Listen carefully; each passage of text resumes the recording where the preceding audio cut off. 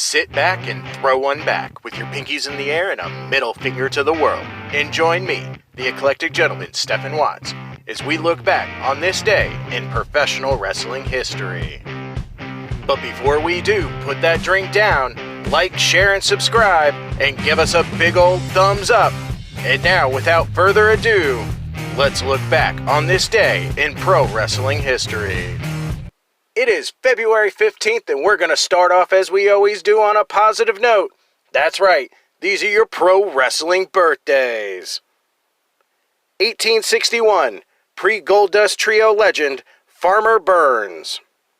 1959, Hugo Savinovich. 1980, Lou Fisto. 1991, Rich Swann.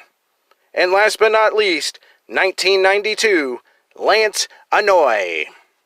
Of course, on the flip side of that coin, your pro wrestling deaths for February 15th.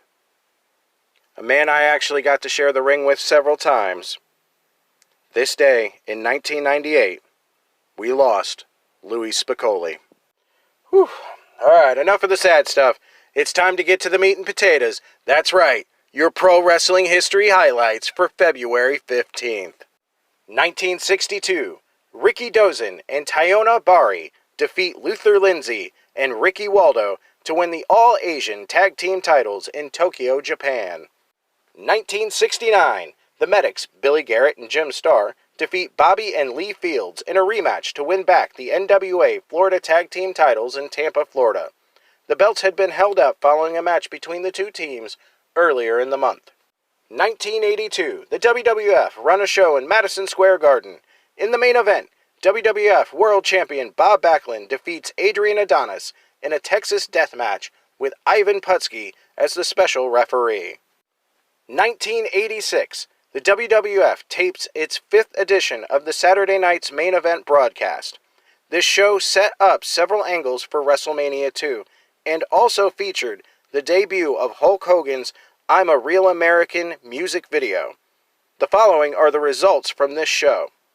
Mr. T defeats boxing Bob Orton, Randy Orton's father, by a countout in the second round of a boxing match. Roddy Piper attacks Mr. T after the match, setting up their match for WrestleMania 2. King Kong Bundy defeats Steve Gatorwolf. God, I love that name. WWF World Heavyweight Champion Hulk Hogan defeats the Magnificent Muraco via disqualification.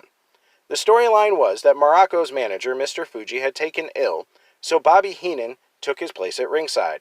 During the match, King Kong Bundy comes down and attacks, causing the disqualification, but setting up the Hulk Hogan WrestleMania 2 match in the steel cage. WWF World Tag Team Champions Brutus Beefcake and Greg Valentine defeat the British Bulldogs when Valentine and Dynamite Kid collided head-to-head and Valentine fell on top of Dynamite for the pin. A rematch would be signed for WrestleMania 2. The Junkyard Dog defeats Adrian Adonis. Man, February 15th is not a good day for Adrian Adonis. And last but not least on that card, in a match that was not televised, Pedro Morales defeats Bret Hart. I would love to get my hands on a tape of that match.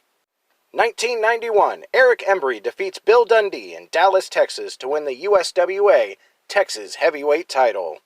1993, Ron and Don Harris defeat the Moondogs, Spot and Splat, for the USWA Tag Team titles. 1999, during a live edition of Raw from Birmingham, Alabama, The Rock defeats Mankind for the WWF World Heavyweight title in a ladder match after Paul White, aka The Big Show, chokeslammed Mankind, ending Mankind's second run with the title and starting his own third reign. On the same show, Shane McMahon pinned X-Pac to win the WWF European title in a tag match with Shane and Kane versus X-Pac and Triple H, in which the title was on the line. Those were your pro wrestling history highlights for February 15th. And yes, I know certain other things happened, like Eddie Guerrero beating Brock Lesnar for the WWF title, but we stay pre-2000 here. I'm the eclectic gentleman, Stephen Watts, and we'll see you tomorrow.